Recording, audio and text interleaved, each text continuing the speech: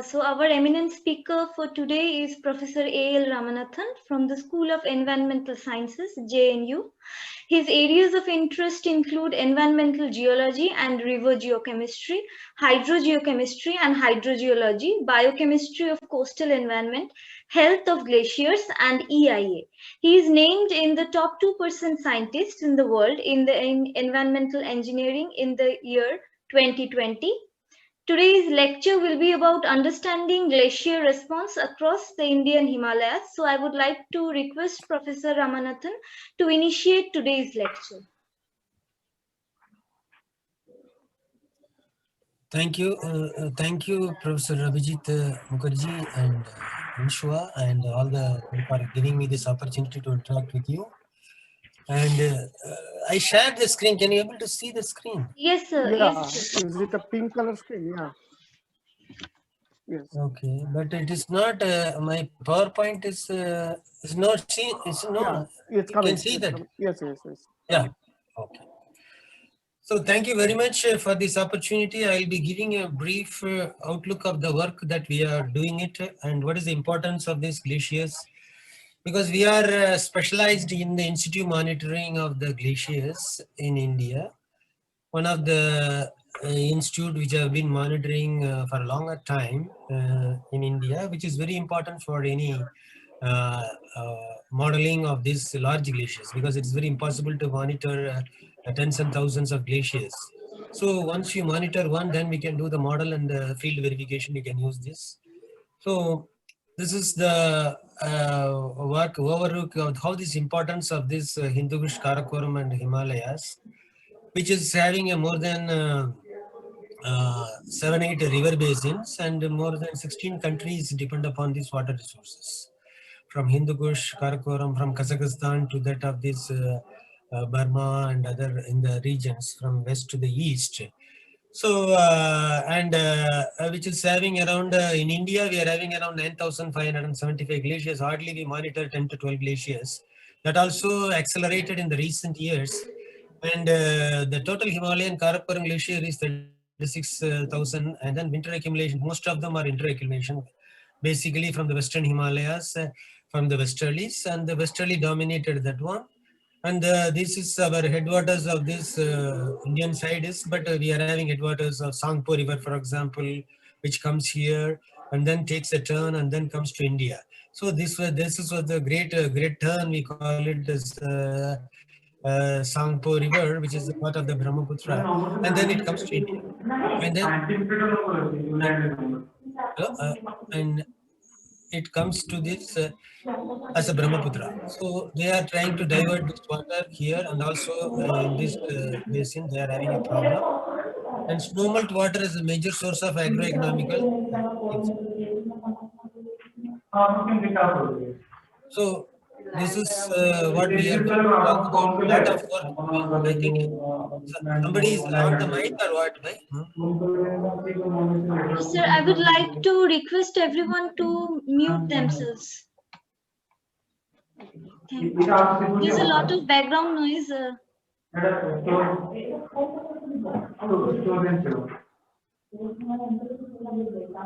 don't know who is. Yes, sir. Somebody's microphone is on. Okay. So a lot of work has been done on the glacier length, which is indirectly representing the health of the glaciers, because we are having alpine glaciers and valley glaciers in this region, like in the Alps and in the Cascadian region, and then the glacier mass balance and energy balance, which is what very important, which is sensitive to climate, and then ultimately it links to the water resources of this region. So this is what these three basins India is very much concerned. One is the Indus Basin, which is in the Western Himalayas from the Leh Ladakh and to this of the Jammu Kashmir, and then the Central Himalayas comes, and then the Brahmaputra, which is Eastern Himalayas are there, which is feeding a lot of people, and glaciers length in Indian side. So, so the significance of this Indus and Ganges and Brahmaputra is that potentiality, because it is having the more than 500 to even the Indus Indian side up to the border. If you take it total, it will be higher. So average annual potential is very high when compared to the Godavari, Krishna, and even if you add together. So this is not going to compensate that one. And estimated utilizable flow also. So Ganges maximum utilizable flow we are using Brahmaputra, and then which we are not able to tap it because of flooding and other things. And then now the China is also planning to divert the Sangpo river before we entering. So that is also going to be, there is a lot of problem in this, but actually major utilizable water is available in the Ganges. If you see the Godavari, Krishna, Kaveri, so they are having very less. So we need to have this because of the Gangetic plain, and then the productivity and the groundwater recharge. I think in this region, this all depend upon this. And this is how this Eastern Himalayas, which is getting the monsoonal, Asian monsoon and Indian summer monsoon. And then the approximately 80% of this is contributed by this monsoon precipitation. And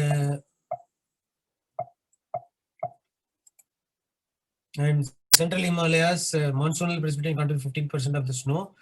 Remaining is from the westerly disturbance. And then in the Western Himalayas, winter accumulation, because westerlies are contributing in this, and 85% of the influx is through the winter precipitation. And also the potential water stress, that if you see that one, the 2015 itself, that is water stressed regions are more in this Indo-Gangetic plain and in the Amulya basin and in the Indus basin and the central Gangetic plain. And then the irrigated barrages are there, hydropower. We have a lot of potential for hydropower, and the hydropower dam planned, we are planning. Now we are implementing it, and now in recently we are implementing this in this regions. And also China is implementing a lot because this is coming here. Now this is the typical turn, tectonically controlled turn, and here they want to divert it and make it like this. And similarly, they are also doing this one. This is again a big issue in this. So how important is the meltwaters? So if you see the normal year, the meltwaters and snow melt is relatively less from these glaciers. When it comes to the dry region or the El Nino year, then you will get the maximum water coming from this region. So drought resilient is compensated. That's why we call it as a perenniality is compensated by this. And this is how the studies are available. Majority of the glaciers are done within 1 to 5 kilometer area, and the larger one, Siachen and all that, very limited work has been carried out. So Central, Eastern and Karakoram. And the first glacial mass balance is the Gara glaciers, started by GSI late in the 1960s. And about 35% glaciers, 1% of the total area is only field measured. That also not continuously and intermittent. Most all measured in the Western Himalayas. This is easily accessible. That's why most of them we are doing it in the Western Himalayas. And also healthy glaciers are available. And there's no dispute between the border, army control and all on that. That's why these are the glaciers. For example, Zotashigiri, when I joined in 2002 and we started in 2002 onwards, so we are having more than 14 years of this. Largest after the GSI is monitoring this Hamta and Mira glaciers in Nepal and the IC mode and all they are doing. Measured glaciers are small except the Siachen, but I say these are started and then Sase is doing. Now the Sase is also linked to the, another 2-3 institutes are linked. Now Sase is also having a different agenda. And then Barasigiri and Samudra Daba is also monitored in this region, Barasigiri and Samudra. So we are using the field maze and geodetic. I think you are all geologists, you understand geodetics. We do it for the change in the elevations in the past to the present. We try to compare it to the glacial changes height and then estimate the volume, because volume of ice is very important for the future water resources in the Himalayan region. So this is how these monitoring systems are there. That is Ranalf, that is inventory is there. According to this inventory, most of the glaciers monitored is from the 0.7 meter to 5 kilometer, because it is easy to logistically easy to monitor. So because of this orientation and then the physical control, geological control, we can able to extrapolate to other glaciers, these data. And then most of them are having the debris cover and some of them are debris free. For example, Chota Shigiri also 11%, but now when we started at 3%, now it is increased to 11%. And then these all the mean ice thickness. So this is what we are looking into it one. because now we have started measuring the ice thickness in these regions. This is the what we call it as a perennial water resource for the future. Even if there is a 5 years drought, this is going to help us to get the water resource in the Himalayas, and also to replenish the groundwater and agricultural activity. So I can see that one, the continuous monitoring is not available for most of the glaciers. You can see that one, they stopped somewhere, they stopped from only. If you see that one, we are trying to, even though a lot of difficulty is there, we try to control this, do it continuously, and now people are started to doing this one. So in overall, if you see that one, the mass balance, we are losing around zero point 0.5 minus 0.5 meter water equivalent per year out of this mean 30. This is a really very significant one. And then the similar to the global average. So Indian Himalayas are also behaving similar. Those are climate change or whatever factor is impacting is also impacting India. So this is another one which we will try to do that in the Western Himalayas in large scale, geodetic methods. Like people have done it for more than 33,000 kilometer area, and using the geodetic method, that also they found to be having the similar loss of mass in this region. So this is the one that they do it in that one, and which we able to see that the same because of the different techniques also, the difference in the mass balance estimation is also changes. Like somebody use photogrammetry, altimetry, and gravimetry. And also for the high mountain Asia, together with the Hindu Kush, Karakoram, and Himalayas. And you can see that one around 1 lakh kilometers square and 75,000. You can do it by geodetic and remote sensing method. And then from that, this is the most recent method, that is the special report on the ocean and cryosphere climate change studies, which is very important, which also compiled all these data in 2019. And then it also shows that the trend is changing after the 2000 due to climate change in this region. That is also, they found out that 0.22 meter of this. So this is some of the other climate studies available from the ICER Bhopal.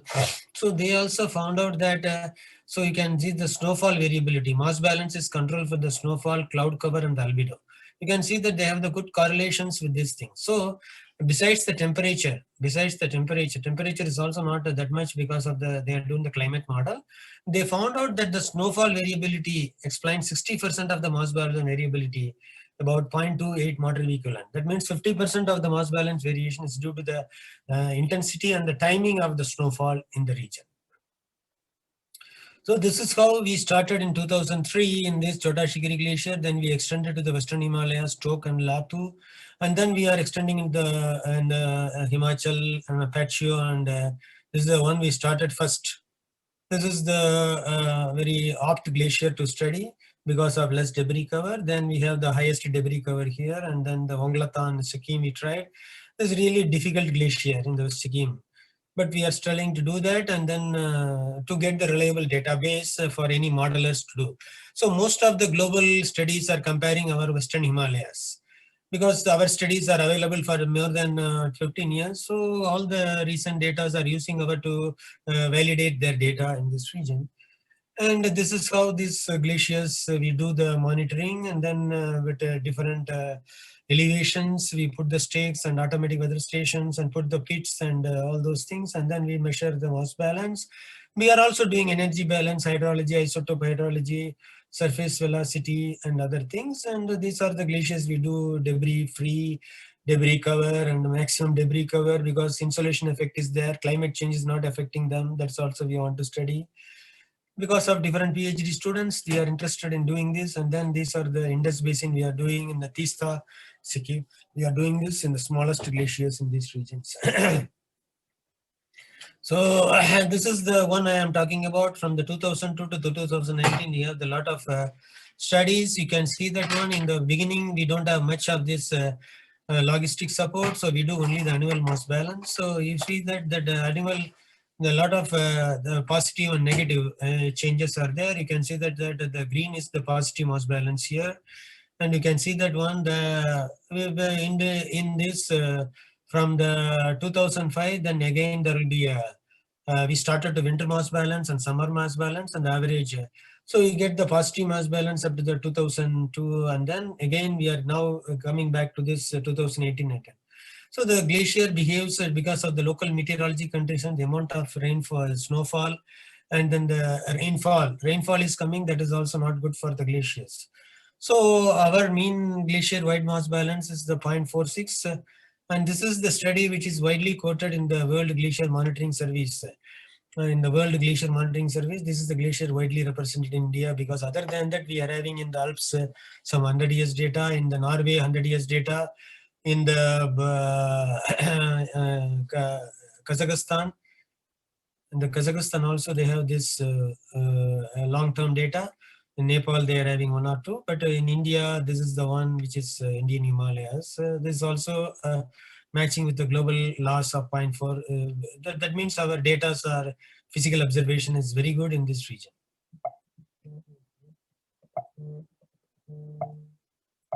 I think it's not moving. Maybe. No, Yeah. sir. Okay. So this is what I am talking about, the intensity of rainfall and precipitations, how they are, the timing, because we are having two seasons. One is the ablation and the accumulation. Accumulation period starts from the October, November to March. Then April, May and all that we can go in June. We cannot go in the month of May because of this Rohtang Pass is not open. And also army, we have to get permission, all those things. This is in the Chota Shigri. You can see that one. So this is the albedo, and this is the temperature, and this is the precipitation. This is the precipitation. You see that one, that albedo. Albedo is low temperature and high albedo, and then the accumulation of the snow. So if it is a liquid precipitation, then it will not. So the timing of this precipitation, you can see that the rainfall similarly same, but it is not a liquid precipitation. So you can see that one initially, this is albedo is high. And then it is, see, even though the temperature is less, the albedo, because snowfall is less, only a there is no solid precipitation, liquid precipitation is happening in these regions. So this is what we found out that the precipitation, if it is a liquid precipitation, and then the timing, if it is happening in the month of July end or something, then it is compensate the loss of this glacier. Then mass balance will be positive in these regions. So if it happens in in this region only one time of them, suddenly there is a snowfall and then it becomes so here accumulated in this region, and the temperature is also low, and then the albedo. So this is good for the glaciers. So this is some of the studies we are now working on to find out the minute details, how these meteorological factors controlling these glaciers' health. And also the elevations. Velocity is one of the important, because if it is not moving, we don't call it as a glacier. Otherwise, we call it as ice sheets or ice caps. So this movement is very important. We are tracking in the lesser ablation zone, middle ablation, upper ablation. You can see that one, the movements, surface velocity depend upon the thickness. If they lose mass, then the velocity decreases. Generally, we found out that 30 to 40 meters per year, the movement of the glacier is there. If the negative mass balance set comes to 20 meter per. So that means 25 to 42% of the velocity is reduced. So that is the dynamics of the glaciers. It is not, it may be controlled by the climate, it may be controlled by the temperature, it may be controlled by the orientations and slopes and all those things which is controlling. This is the western flank is smaller, and it is smaller, and the western flank is all in higher elevation, so there is no variation in the velocity. But if you see these velocity changes in the different years, you can see that one, the velocity decreases if the mass balance decreases in the same year. That is 2009 to 2015. You can see the colors, how this velocity decreases in this region. Whereas in the accumulation zone, it is not happening. That means that higher elevation zones, that is still the climate impact, and then or is not affecting, only in the middle ablation zone. So this is also a concern for us. At least we are happy that it will take more time to disturb this. Even the rise in 0.2 or 0.3 degrees is not affecting the higher elevations. So higher elevations are still in the pristine condition. This is what we published recently in the Journal of Glaciology. And this is another glacier. We are working in the Stoke glaciers, in the smallest glacier, which is very important for the snow harvesting, for the stupa, and also for the local people, because directly there is in 18 kilometers, we'll find a lot of villages in the Leh Ladakh. So the water resource is very important. See, the smallest glaciers are several things. That's why the concept of snow harvesting and ice harvesting is improving, coming up in the Leh and Ladakh. And you can see we try to do the model because data are very less. This is our observation data, and this is the model data using the temperature. So this also found the same trend because up to the 2000 we are having the positive and negative, so more generally positive, and 2000 to 2009 negative mass balance.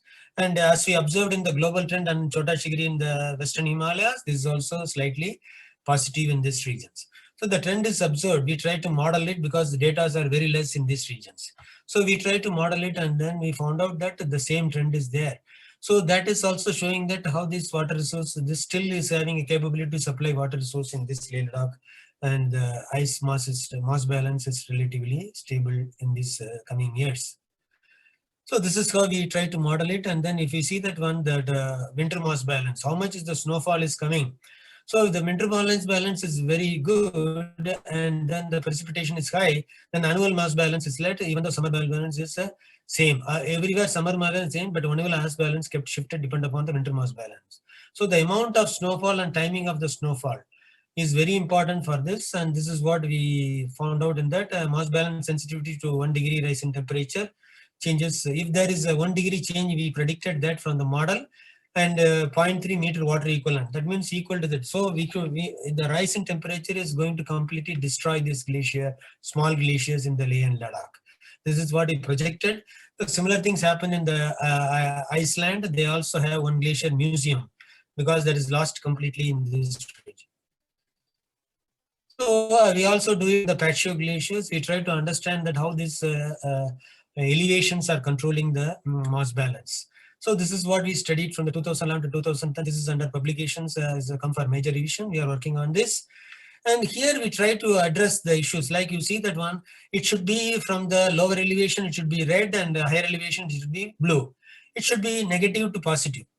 But what happens is that this is what we are finding. The geometry, the elevation, and the topography in each year, that plays a major role. If there is a change in the katabatic wind and the slope of these regions, and there is a debris cover falls into that one. So instead of coming red to blue, that is again there is a yellow, green, yellow, green. So there suddenly red is coming, then again it becomes yellow. That means that the where is the valleys and the wind blowing is there, and also that more elevations they are controlling. So the geometry of the glacier is very important along with the climate. That is what this paper we are addressing is in this region. So we also try to do it this paper, but let us see what is happening. That we try to understand between from 1980. This is what the trend. You see that one. So it becomes stable and it positive, then it becomes equilibrium, and then it becomes less because of this Western Himalayas. So we have a lot of data coming up in the recent years. So that is the reason. Here little data, very little data, little data, and higher data. The higher data are there. Now we have the reliable high quality data because a lot of people started to work on these regions. So this is the trend we observed in the Central Himalayas. Central Himalayas, limited studies are there compared to the Western Himalayas, and overall trend is also following the same thing. So the pattern of higher mass loss during 2000 decade is consistent with the glaciological mass balance of the and Stoke glaciers in this region. So similarly, we try to look into the study done for the entire Himalayas, Hindu Kush, Karakoram by Mauryer. And this also sees the trend, what we observed in that one. One trend is there, second trend is there, same trend is there, 1975-2000. There is almost a positive trend for mass balance. When it comes to the 2016, you see that Central Himalayas having this lesser data, but and it is having more loss. That compared to this Western Himalayas, here also we are losing the mass in these regions. So this is the best year now. Due to the rise in temperature, there is a fluctuations also there in this area because a lot of data are there. So we are getting the overall high quality data in these regions.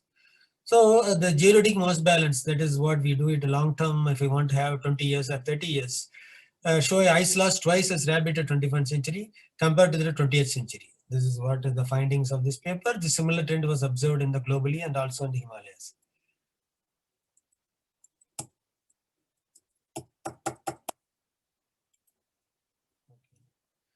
So this is another study from this hypothesis. This is what I told you, the special report. on ocean, cryosphere, and climate.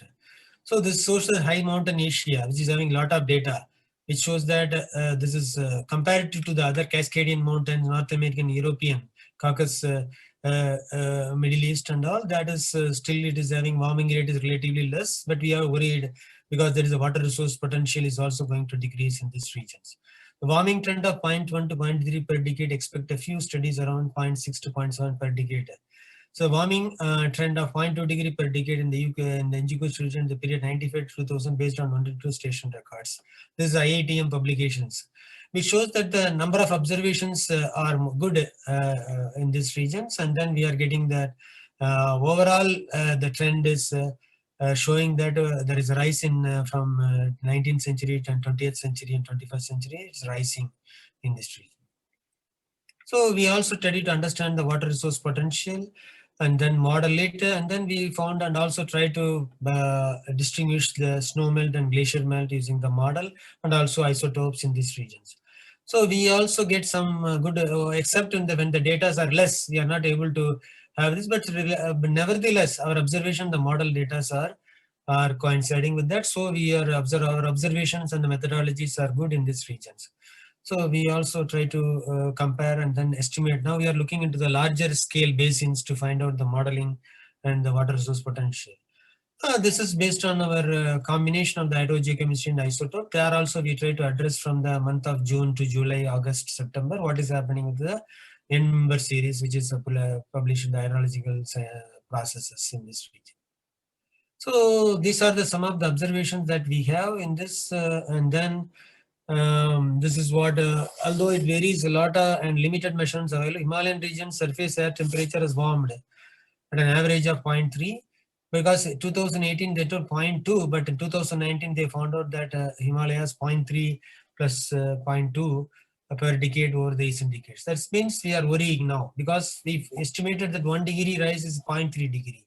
That 0.3 meter water equivalent. That means 0.3 means we are having around 1 meter water equivalent loss is expected if it is rising in this trend. So it's a worrying trend, and precipitation trends are highly unresolved in the Himalayas because we don't have measurements above 3000 meters. Except 1 or 2 glaciers like us, we are doing it due to the availability of reliable mountain precipitation. In Chotachigiri and Stoke, we observed that the glaciers are quite much sensitive to year-to-year temperature variation and sub-equal role of the precipitation, that is the snowfall. But summer snowfall has a greater role. That's what I told you in my one of the slide, what we observed to long-term mass balance changes. But we need more reliable measurements from high altitude lakes for better understanding of this. So with this, I conclude, and if there is any queries or thing, I will be happy to. Thank you very much.